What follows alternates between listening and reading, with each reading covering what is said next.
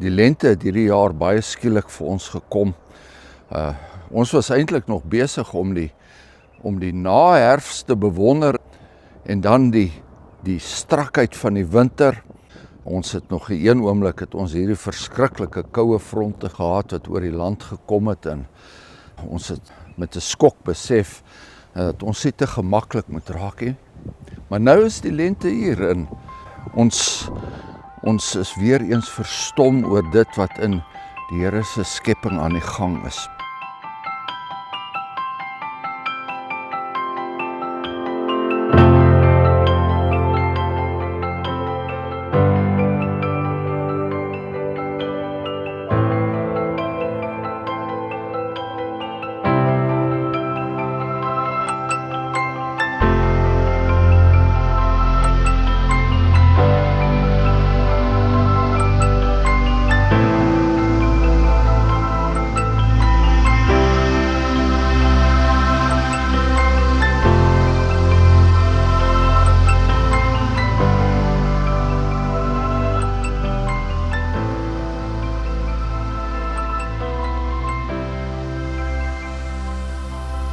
Vir party mense is dit amper te vroeg gekom, maar wie gaan nou verhoed dat hierdie bloeisels nou in hulle volle pragt na vore sal kom?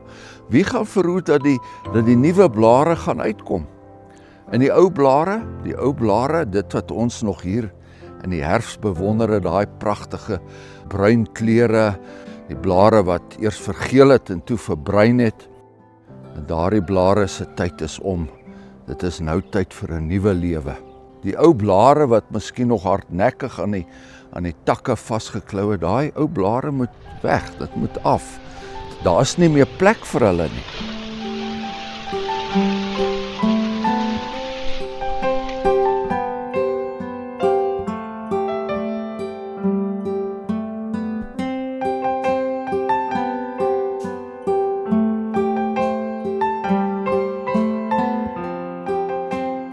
Hierdie bloeisels en hierdie nuwe blare, dit wil nou alles oorneem.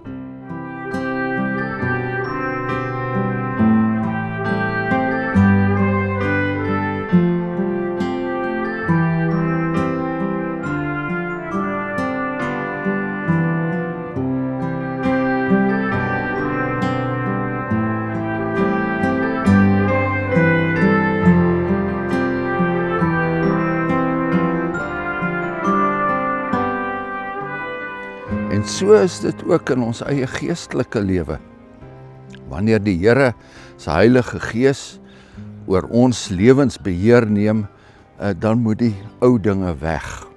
In ons eie lewens is daar sekere dinge, kom ons noem dit die ou blare, wat moet plek maak vir nuwe lewe. En die brief van die Efesiërs praat so mooi daarvan in die 4de hoofstuk. Hy word gepraat van dinge wat afgelê moet word.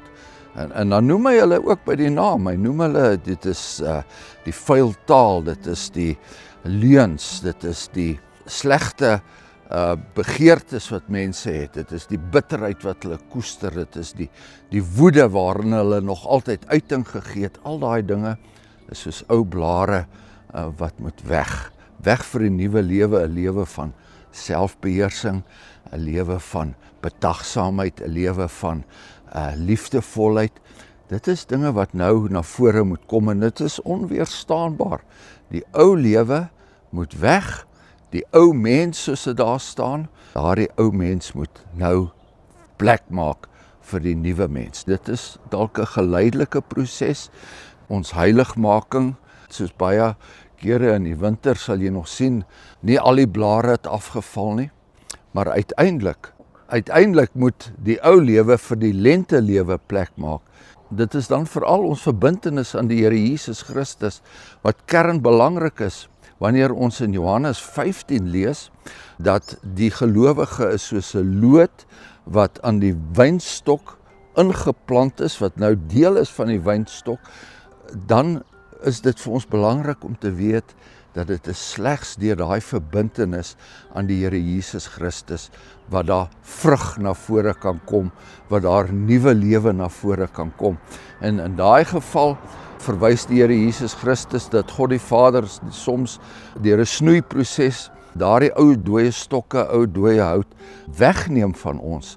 Ons is dankbaar daarvoor, dit is soms baie pynlik, maar deur ons verbintenis aan die Here Jesus Christus kom ons onder die invloed, kom ons onder sy heerskappy, kom ons onder die nuwe lewensbeginsel van dit wat die Here wil hê vir ons. Dat ons in hierdie lewe ook 'n getuienis uitdra van God se krag en dat ons 'n getuienis sal uitdra van dit wat hy in mense se lewens teweegbring wanneer hulle aan Jesus Christus verbind raak.